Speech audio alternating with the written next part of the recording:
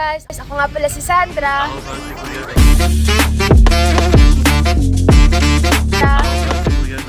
At kami ay magtatanong ng apat na questions sa mga teacher dito sa Smarties Academy. Ngayon, simulan na natin. Hanap muna kami ng teacher na tatanungin namin. And meron kaming 4 question na nakahanda mula dito sa libro ng ESP. And itong video na to or vlog ay magsaserve as quiz namin ni Kuya Ron. So, stay tayo. Ito kami sa ground ng Smarties. And ang napili natin teacher ay si Teacher Ana. And ayun, tatanungin na namin siya. May ginagawa lang siya sa akin and hintayin namin siya. Nandito na po tayo sa kantin at nandito na po si teacher. So, ako po yung unang magtatanong sa kanya ng first 2 question. Yung sa unang tanong mo, kung maaari ba, ay may tuturing bang mali ang... Depende kasi kung ano yung lihim na, yung lihim na itatago niya. Meron kasi tayong white lies, diba? So kung makakabuti naman sa yung paglilihim na ginagawa niya dun sa tao, pwede siya, hindi siya may tuturing na mali. Pero kung yun naman ay mali yung paglilihim, dapat yung sabihin yung katotohanan dun sa tao. Okay po. So, sa pangalawang tanong naman, bakit mali ang pangungopya at pamimeki ng impormasyon? Doon naman sa ikalawang tanong, pangungopya. So, para kasing kapag nangungopya kasi wala kang originality, di ba? So, dapat meron kang sariling gagawin. Yung kumbaga, ano mo sa sarili mo na ako yung gumawa nito, hindi ko kinopya yung bagay na ginawa ko kasi ako yung gumawa. Tapos sa mapamameke naman ng informasyon, ngayon kasi meron tayong tinatawag na fake news, hindi ba? So, pwede siyang maka-aksidente or magkaroon ng mga problema. Sabihin natin yung isang, meron tayong ginamit na picture, tapos sasabihin natin na yung tao na yun ay na-aksidente, tapos meron pa rin siyang pamilya, baka magkaroon ng problema na akalain nila totoo yung impormasyon tungkol dun sa nilalagay natin sa social media o kaya yung mga sinasabi natin. Makaka-apekto kasi siya sa ibang tao.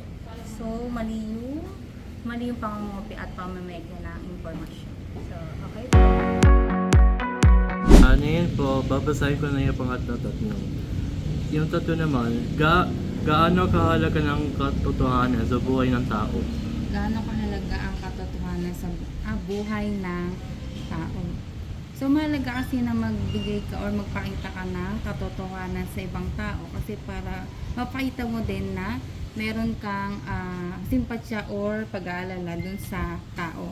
Halimbawa na lamang nito yung mga bagay na alam mo namang hindi totoo na naririnig ng ibang tao tapos nakaka-apekto sa kanya, hindi pwede kang magbigay ng totoong opinion dun sa tao. Pero hindi naman lahat ng katotohanan ay hindi nakakasakit sa ibang tao. Meron talagang mga bagay na dapat nating sabihin sa tao kasi yun yung totoo na kailangan nila malaman. So mahalaga na malaman ng mga tao yung mga totoong opinion or katotohanan na nangyayari sa kanya para makita niya na kailangan niyang pwedeng halimbawa sa sa personalidad niya o kaya sa mga ginagawa niya para malaman niya na mali yung kanyang ginagawa o para siya ay magbago. Kailangan talaga ng tao na malaman yung katotohanan sa tungkol sa buhay niya. Okay po. Yung pang-apat naman, paano ipinakita ang ginawang hakbang na pangkat ang kahalagaan ng paggalang sa katotohanan? Halimbawa, paano pinakita nung pangkat ninyo ang hakbang? Pagtatanong sa mga tao na meron silang kaalaman tungkol sa katotohanan. So maganda kasi talaga yung magkaroon kayo ng opinion or ng mga sources ng mga sources tungkol sa kahalagahan ng or paggalang sa katotohanan. Kasi nga, di ba, honesty is the best policy, yun yung ating quotation, di ba, or yung sinusunod. So ang pagiging honest kasi ay parang yung katotohanan, pagiging totoo sa ibang tao, ibig sabihin pinapakita mo na mahalaga yung mga tao or meron kang pag-aalala or care sa ibang tao. So, ganun yung sa pangkat ninyo, paggawa ng hakbang ninyo, pagtatanong ng mga bagay tungkol sa or pag-gather ng information tungkol sa kahalagaan ng pag-aalala ng katotohanan. So ngayon po ay naitanong na po natin ang 4 na mahalagang question na magsisilbi po namin as a quiz sa DLE10. At ito po ay sinagot ng buong puso ng aming English teacher na si Teacher Ana. And sana po sa mga nanonood na ito ay pinapulot po kayong aral. At lagi po natin tatandaan ang katagang honesty is the best. At tandaan din po natin ang pagsasabi ng totoo at pagiging totoo hindi lamang sa iyo o pati sa iyong sarili at sa iyong kapwa ay isang napakagandang pundasyon para sa mas magandang buhay, kinabukasan at tagumpay bilang isang yumayabong na individual.